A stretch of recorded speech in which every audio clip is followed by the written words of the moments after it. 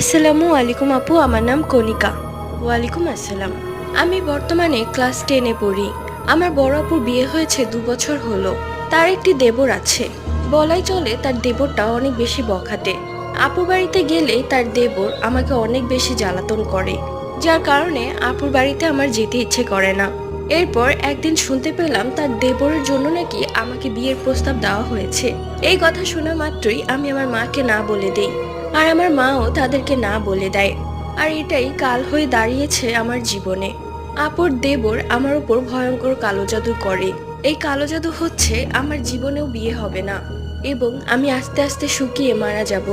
একটা মানুষ এতটা নিকৃষ্ট হতে পারে কি করে?